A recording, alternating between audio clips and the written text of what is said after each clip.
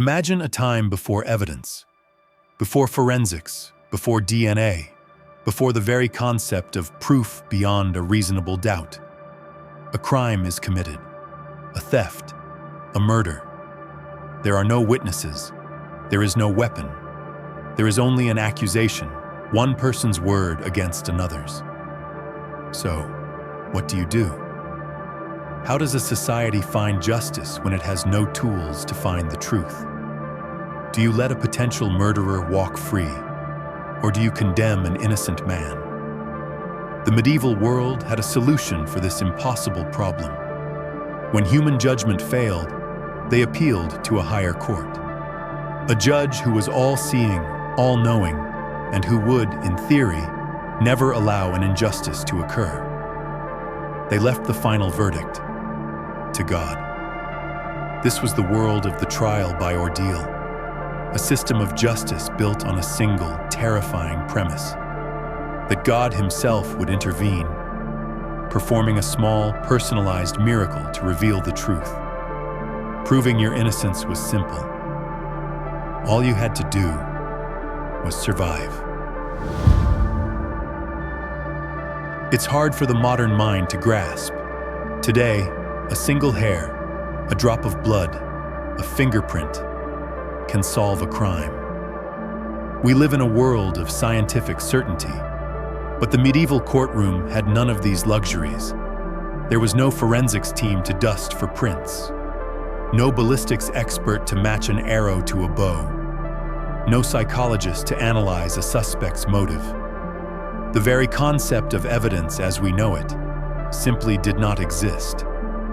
Justice relied on two things: eyewitness testimony, which was notoriously unreliable and easily coerced, and confessions, which were often extracted through brutal torture.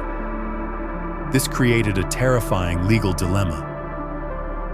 If two people accused each other with no witnesses, who did you believe? If a wealthy lord accused a poor peasant whose word carried more weight, the system was heavily biased. A peasant's oath was worth almost nothing against a nobleman's. They needed a tiebreaker, an impartial judge who could not be bribed, intimidated, or fooled by social status. In a deeply religious age, the only objective truth they could turn to was the will of God. Trial by ordeal was not born from a love of cruelty. It was born from a desperate need for certainty in a world that had none. It was their only answer to the fundamental question: when you have no evidence, how do you find the truth? So how did it work? What was the actual logic behind asking a man to carry a red-hot iron to prove he didn't steal a loaf of bread? The entire system was based on a profound and unwavering belief in divine intervention. Medieval society believed that God was not a distant, passive observer. He was an active participant in the daily lives of his followers, a micromanager of morality.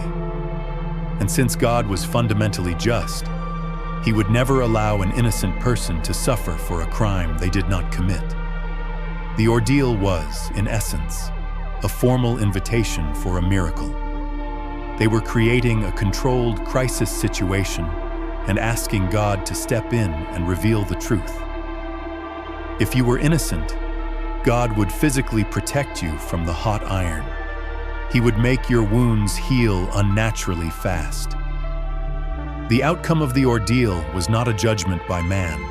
It was seen as a direct physical verdict from God himself. This is why a priest was always present. He would bless the instruments of the ordeal, the iron, the water, the bread. He was there to officiate, to ensure the line of communication to God was open and clear. The trial was not just a legal proceeding, it was a sacred religious rite. It was a system that replaced doubt with faith, and it carried a terrible unspoken threat. If you were harmed by the ordeal, it was God himself, publicly declaring you guilty. Let us step into the scene. We are inside a dark, cold church. The air is thick with the smell of incense and collective fear. The accused stands before the altar, surrounded by the entire village. This is not a trial held in a private courtroom. It is a holy spectacle, and everyone is invited to watch. At the side of the altar, a blacksmith tends to a small fire. Resting in the coals is a simple bar of iron. It is not a weapon. It is an instrument of divine judgment. The priest begins to chant, blessing the iron, asking God to let it burn the guilty and leave the innocent unharmed. Slowly, the metal begins to glow. First a dull red, then a bright, menacing orange. The trial begins. The blacksmith, using a heavy pair of tongs, lifts the searing iron from the fire. A wave of heat washes over the front pews. The crowd falls silent. The accused is then ordered to take the iron in his bare hands and walk. The required distance was often 9 paces, 3 steps, then 3 more, and a final 3 in honor of the Holy Trinity. Imagine that moment. The searing, instantaneous pain as the metal makes contact with flesh. The smell of your own skin burning. The struggle to maintain your grip, to not scream out in agony, lest it be seen as a sign of guilt. Every single step is an eternity.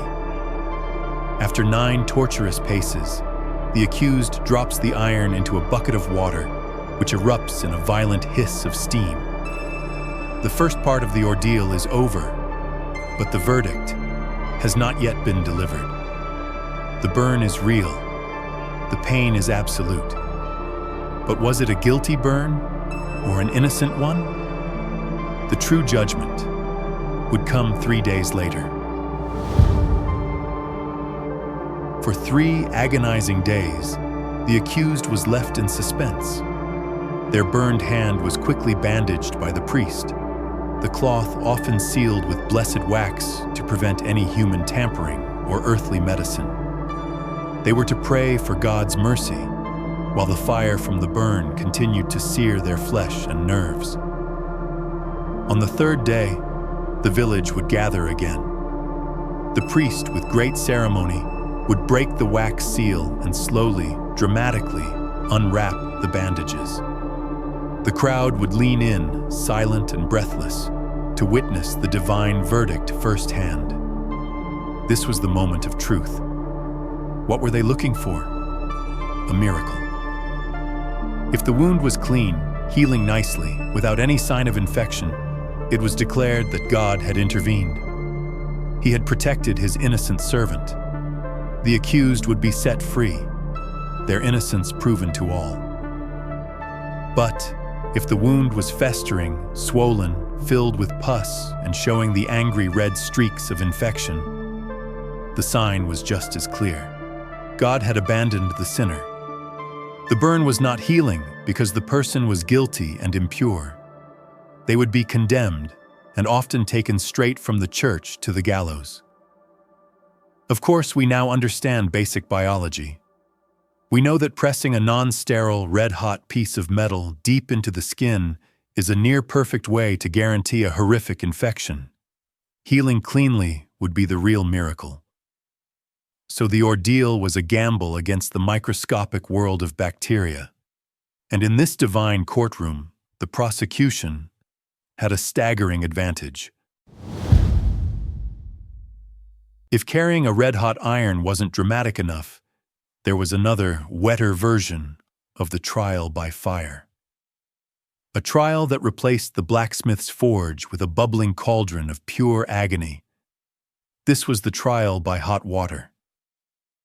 The setup was similar. A crowd would gather in the church or the town square. A great pot of water would be placed over a raging fire, heated until it reached a furious, rolling boil. The priest would then bless the water, asking God to cool it for the innocent and let it scald the guilty. Then, a small, sanctified object, often a stone or a ring, would be dropped into the pot, sinking to the very bottom. The accused was then commanded to perform a simple yet impossible task: reach into the boiling water and retrieve the object. They had to plunge their entire arm, sometimes up to the elbow, directly into the cauldron. There was no trick. There was no illusion. Just the raw, brutal reality of flesh meeting superheated water. The pain would be instantaneous and overwhelming. A deep, scalding agony that would cook the skin in seconds. Any hesitation, any cry of pain, could be interpreted by the crowd as a sign of a guilty conscience, a fear of God's judgment. Once the object was retrieved, their arm, now a mangled mess of boiled skin and muscle, would be bandaged and sealed. And once again, they would have to wait for 3 days. 3 days of unimaginable pain and spreading infection, all while waiting for the priest to unwrap the wound and look for a miracle from a God who seemed to demand a terrible price for his verdict. While fire and hot water tested one's ability to endure pain, the next ordeal tested something else entirely. It was a trial by cold water, and it became the method of choice for one of the most feared accusations of the age: witchcraft. The setup was a grim public ritual. The accused, most often a woman, would be bound hand and foot, often right thumb to left toe, to prevent any chance of swimming. A rope was tied around her waist, with one end held by someone on the riverbank, a small, almost laughable safety measure. She would then be thrown into the nearest deep river or cold village pond. The entire community would watch, their eyes fixed on the surface, waiting for God's judgment. And here is where the logic became so brilliantly, monstrously twisted. Water was considered a pure, holy element. It was the water of baptism. Therefore, this pure water would physically reject anything impure or evil. If the accused woman sank, it was a sign that the water had accepted her. She was pure. She was innocent. The rope would be used to pull her body back up. Of course, by then, she had often already drowned, but she died with her innocence proven, her soul deemed saved. But if she floated, if her body stubbornly bobbed on the surface, this was a clear and absolute sign that the holy water was rejecting her. She was unholy, impure, a witch. She would be pulled from the water, very much alive, only to be taken away and burned at the stake or hanged. It was the perfect judicial trap, a test with no right answer: sink and drown as an innocent, or float and be executed as a witch. For a woman accused of witchcraft, the trial by cold water was not a chance at justice. It was simply a choice of how you were going to die. Let's pause for a moment to truly appreciate the genius of this logic. The creators of this test had constructed a perfect, self-contained loop of condemnation. The core belief was that a witch, having renounced her baptism, had also been renounced by the holy water of that baptism. She had made a pact with the devil, and this pact supposedly made her body preternaturally light, unnaturally buoyant. Therefore, her very survival was the proof of her guilt. The natural buoyancy of the human body, the air trapped in her lungs and her clothing, this was not seen as physics. It was seen as demonic assistance. Her struggle to live was interpreted as the devil protecting his own. In this twisted system, drowning was not a tragic accident. It was a sign of God's embrace. The water taking you into its depths was a sign of your purity, a final, fatal baptism that cleared your name at the very moment it ended your life. This wasn't justice. It was a superstition with a body count, a system where the laws of nature were rewritten to always prove the guilty. Guilty. The ordeals of fire and water, with their passive suffering, were generally reserved for the common folk. But what if the accused was a nobleman, a knight, a man of wealth and standing? For him, there was a far more proactive, more honorable path to proving his innocence. He could demand a trial by combat. The logic was the same as the other ordeals, but with a brutal, martial twist. God would not just protect the innocent, He would grant them victory. He would guide the sword of the righteous and strike down the liar. The battlefield would become the courtroom, and God would be the ultimate referee. The outcome of the duel was not seen as a matter of skill or strength, but as a direct and undeniable judgment from on high. Imagine the scene. A designated field, surrounded by spectators. Two knights, clad in full armor, sit upon their war horses, lances at the ready. A priest blesses them both, asking God to reveal the truth. This was not a sporting joust. This was a legal proceeding to the death. The rules were strict, the fight was real, and the stakes were absolute. If the accuser won, the defendant was proven guilty and often finished off on the spot. If the defendant won, his name was cleared, his honor restored, and he was free to go. It was the ultimate high-stakes gamble. You were betting not just your life, but your very soul on the belief that God was on your side. In this courtroom, there was no appeal. The only verdict was delivered by the sharp edge of a sword.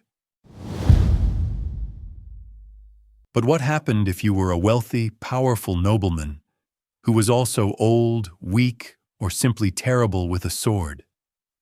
Did you have to face certain death? Of course not.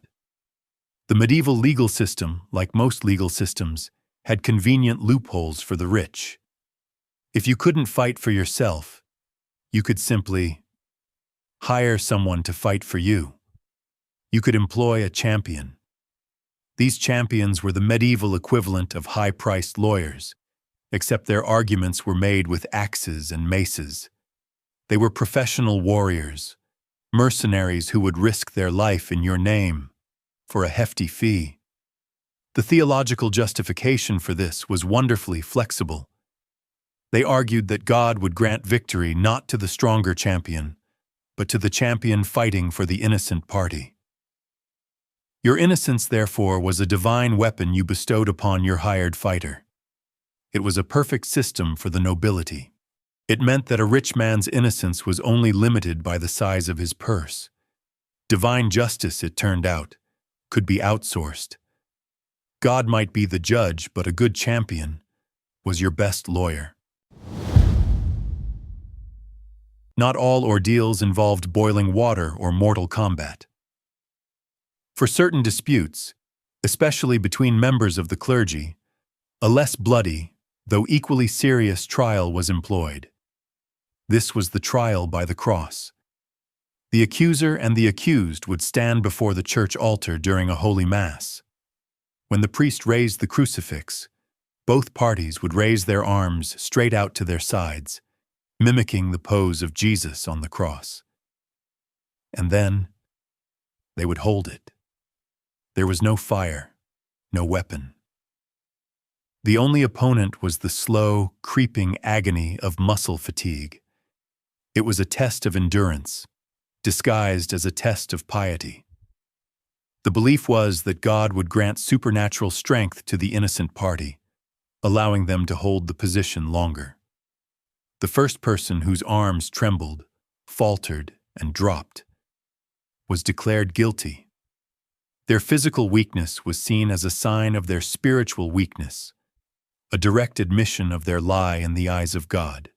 It was a silent, grueling battle against gravity, a verdict decided not by evidence, but by exhaustion. A sacred staring contest, where faltering meant losing your case, and possibly your freedom.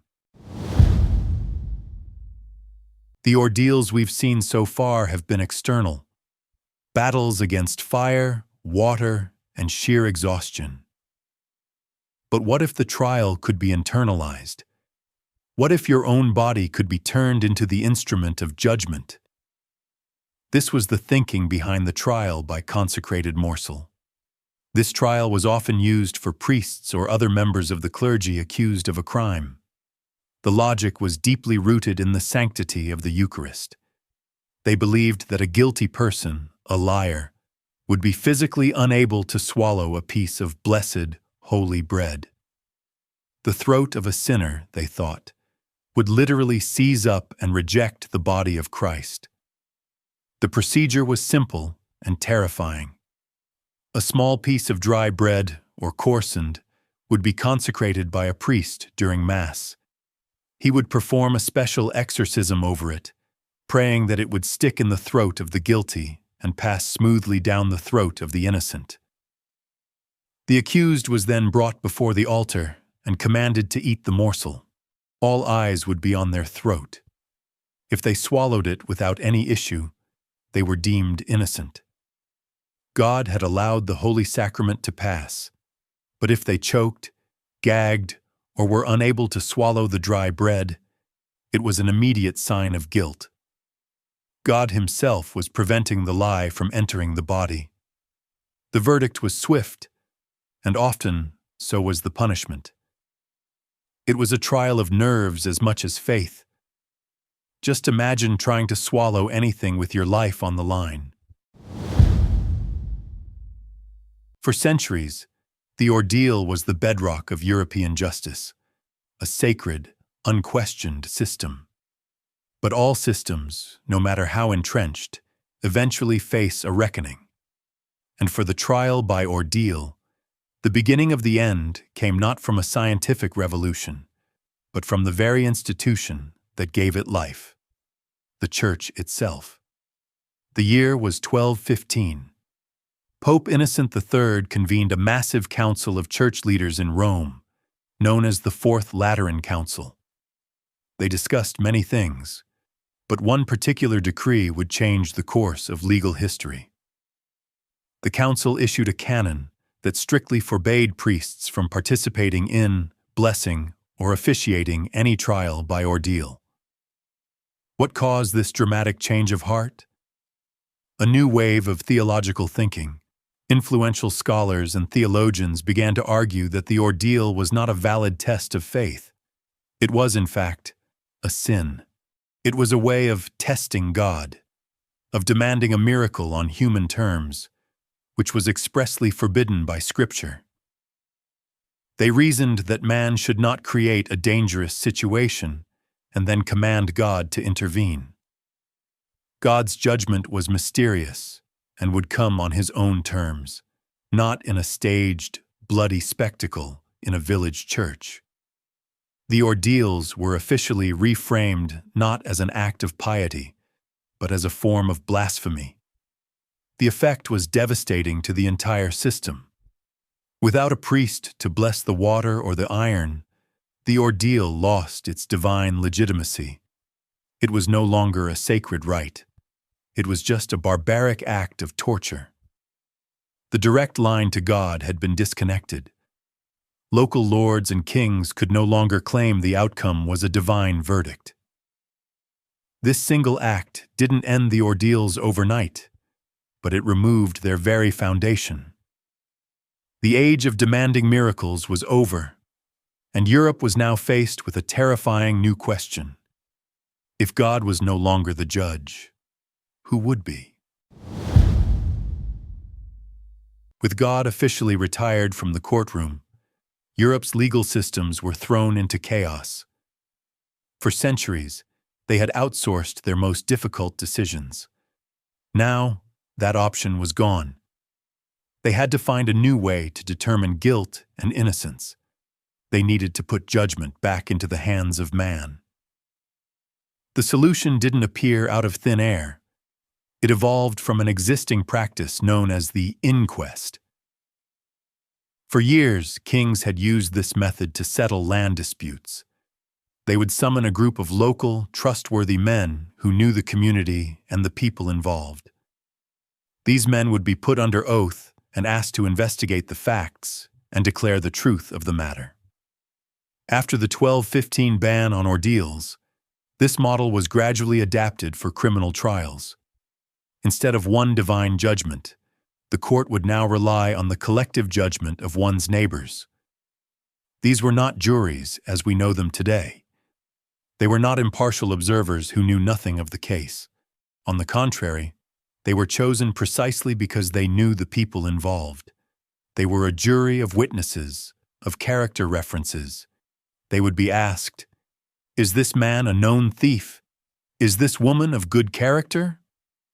Their verdict was based on reputation, local gossip, and common knowledge. It was a messy, imperfect system, heavily reliant on prejudice, but it was a monumental shift. The search for justice was no longer a desperate appeal to heaven. It was now a conversation between men on earth. The seeds of the modern jury system had been planted in the ashes of the ordeal.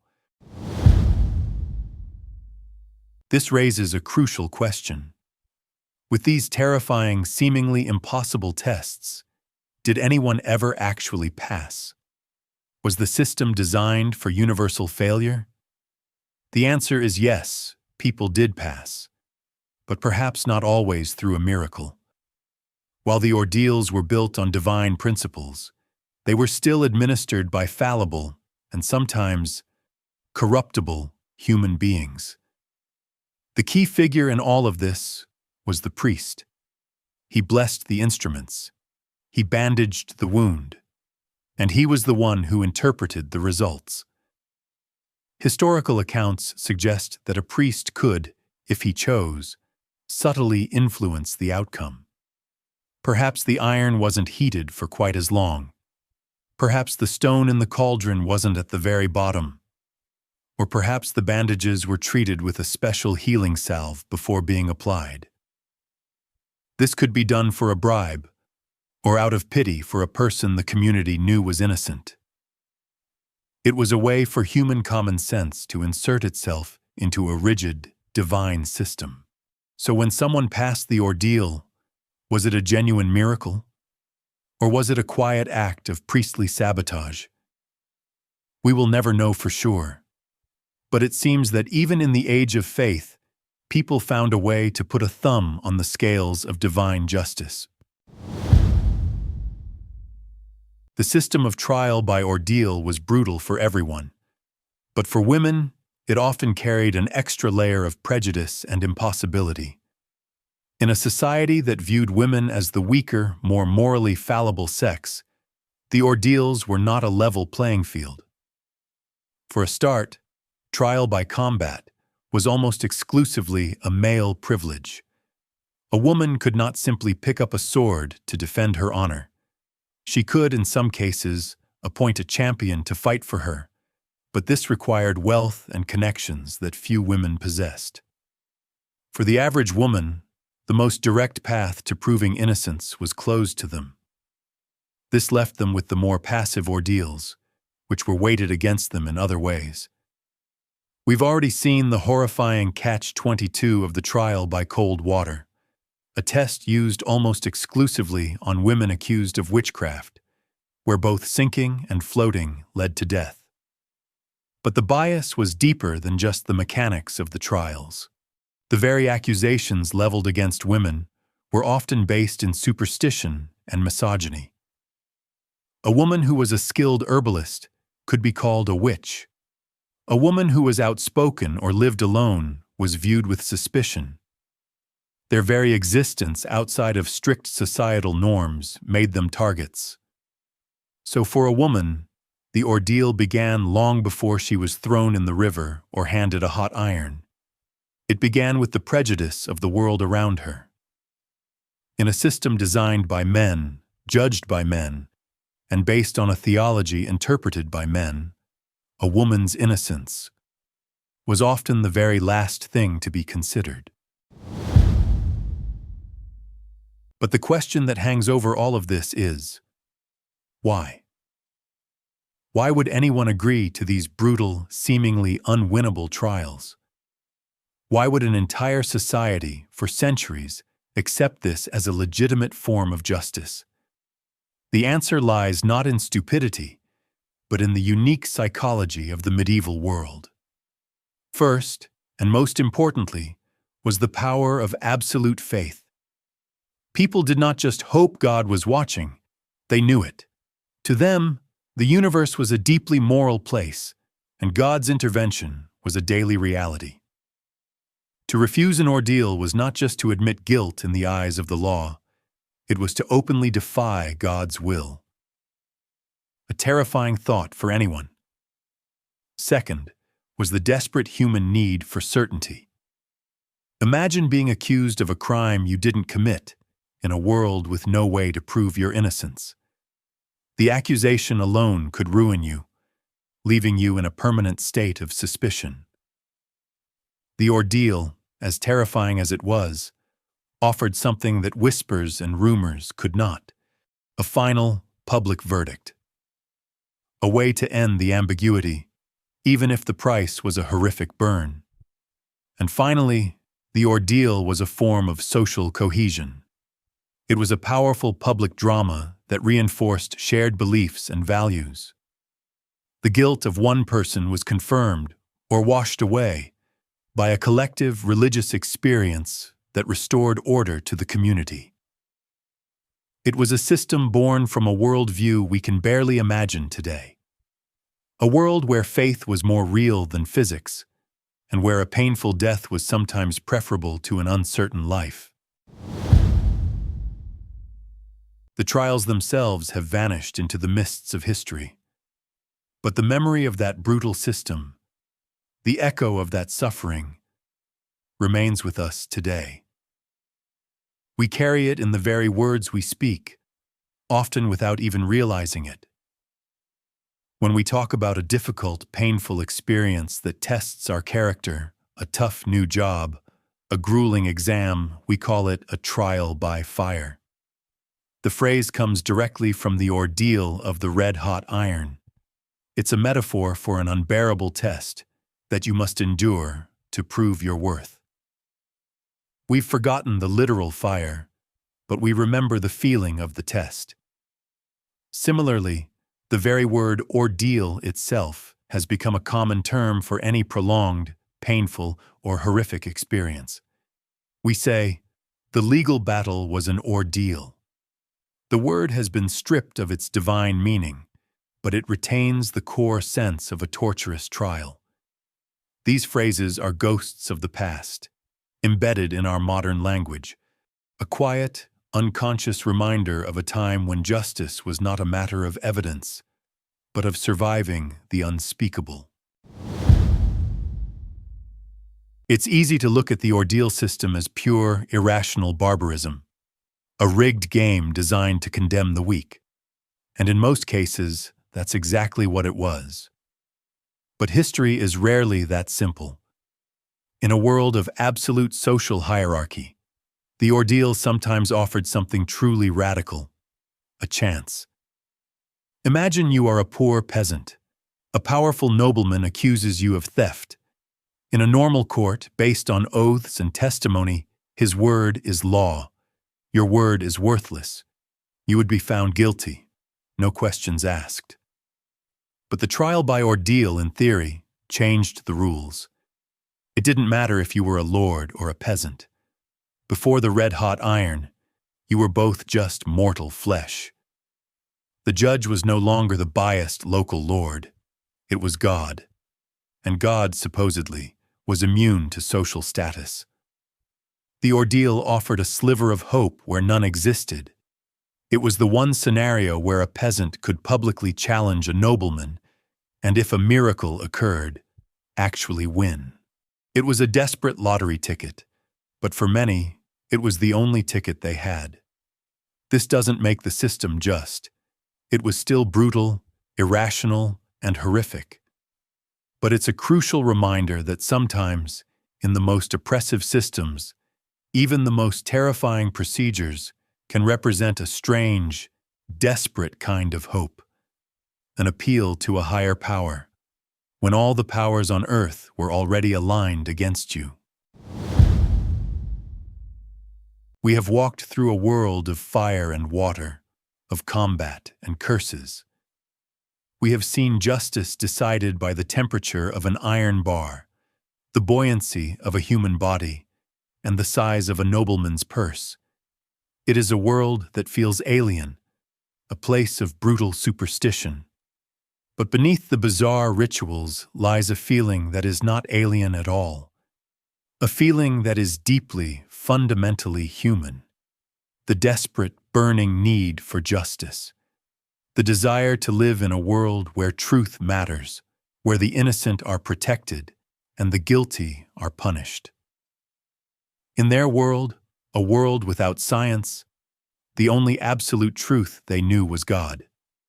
So they built a system to talk to him directly. They put him on the witness stand. The ordeals were a brutal, flawed, and often fatal attempt to have a conversation with the divine. A way to find certainty in an uncertain world. Today, we have replaced the ordeal with the jury, the hot iron with the DNA test. Our system is more rational, more scientific, and infinitely more humane. But the fundamental need for a just world remains. The fear of an innocent person being condemned or a guilty one walking free is still with us. The story of the ordeal is a horrifying, cautionary tale. It shows us the terrifying, absurd, and violent systems that humans will create to find answers when there are none. It is a reminder that the line between a sacred right and a brutal absurdity is terrifyingly thin, and that the search for justice is an ordeal that never truly ends.